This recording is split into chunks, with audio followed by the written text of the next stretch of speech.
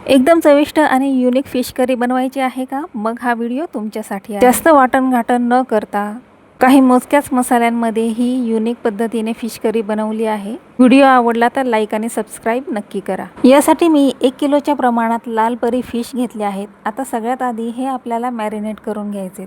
सगळ्यात आधी 2 ते 3 पाण्याने फिश चांगले धुवून घेतले आहेत।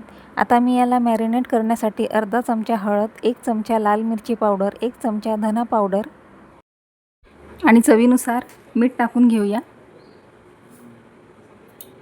अर्धा लिंबाचा रस घेतलाय आणि आता मी घेतला आहे फिश करी मसाला। हा 1 चमचा मी याच्यामध्ये टाकणार आहे। गरम मसाला याच्यामध्ये टाकून सर्व फिश व्यवस्थित मिक्स करून घेऊया आणि 1 तास मॅरिनेट करण्यासाठी ठेवायचे।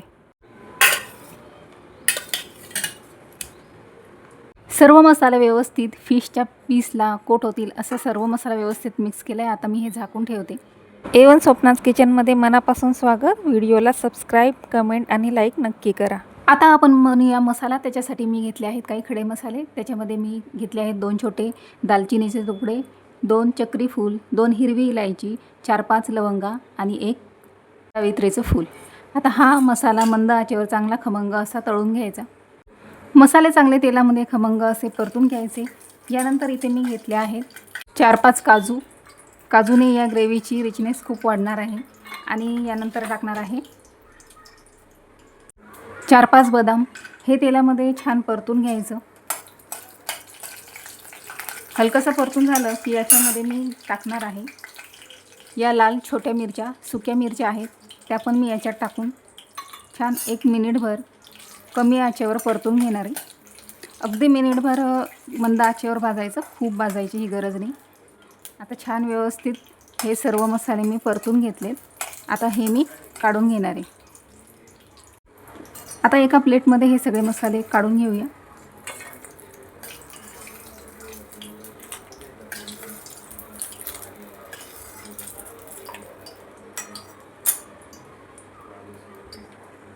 आता मी घेतले आहेत 2 मोठ्या आकाराचे कांदे, लांब शेपमध्ये कापून घेतले। आता कांदे आपल्याला छान तेलामध्ये परतून घ्यायचे।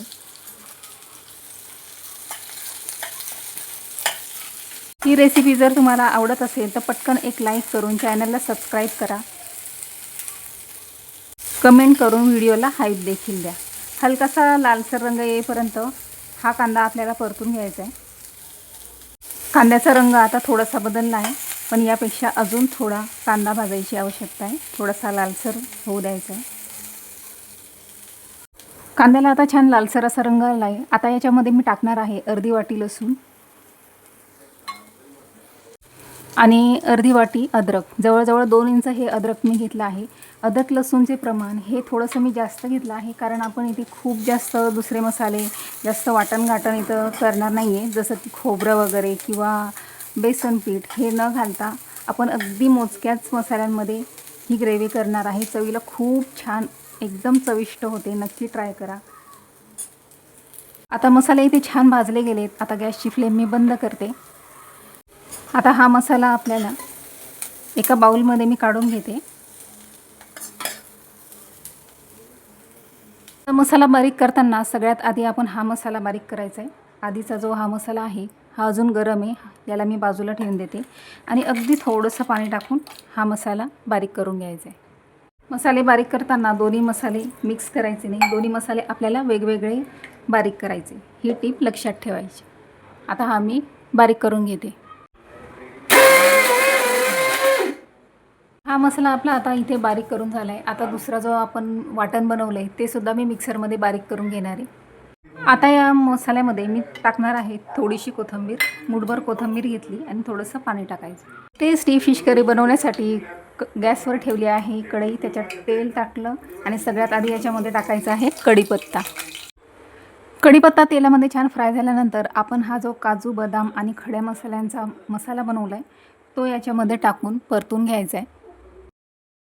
त्याआधी याच्यामध्ये मी टाकणार आहे तेलामध्ये अर्धा चमचा जिरं चांगलं तडतडून घ्यायचे आणि लगेच आपण जो मसाला बनवला होता तो यात टाकून व्यवस्थित मिक्स करून घ्यायचे। मसाल्याला चांगलं तेल सुटेपर्यंत म्हणजे मसाला आणि तेल वेगळं होईपर्यंत मसाला 10 मिनिटं चांगला परतून घ्यायचा। यात मी 1 चमचा लाल तिखट लाल मिरची पावडर आणि 1 चमचा काश्मीरी लाल मिरची घेतली आहे। अर्धा चमचा गरम मसाला टाकलाय। आता हे सर्व मसाले टाकल्यानंतर व्यवस्थित मिक्स करून घ्यायचे। मसाल्यातला जो कच्चेपणा आहे तो दूर होईपर्यंत तेलामध्ये चांगलं परतून घ्यायचं। मसाले खाली लागून जळू नये म्हणून आता याच्यात मी थोडंसं पाणी टाकून घेतलंय।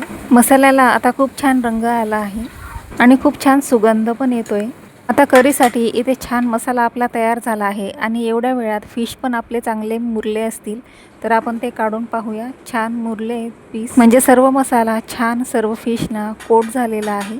आता आपण हे करीमध्ये टाकून घेऊया। त्याआधी मसाल्यामध्ये मी आता पाणी टाकल्यानंतर टाकून मसाल्याला छान उकळी काढून घ्यायची एक आणि आता मॅरिनेट केलेले फिश उकळत्या रश्यामध्ये सोडून घ्यायचे आहे।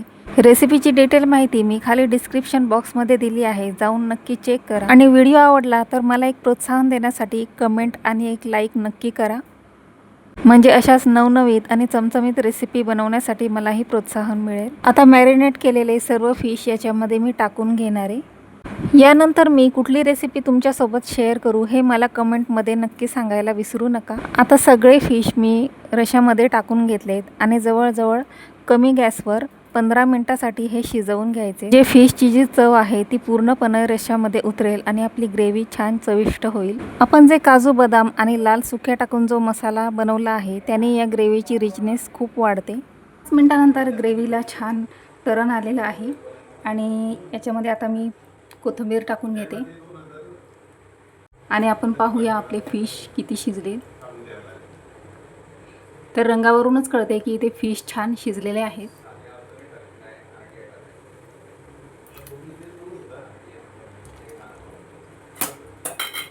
झाली आहे आपली एकदम चविष्ट अशी फिश करी। चला तर पुन्हा मिळूया पुढच्या व्हिडिओमध्ये। तोपर्यंत खात राहा, स्वस्त राहा आणि पाहत राहा आपले मराठमोळी A1 स्वप्नाज किचन यूट्यूब चॅनल। ही रेसिपी एकदा तरी नक्की ट्राय करा आणि मला कमेंटमध्ये नक्की कळवा।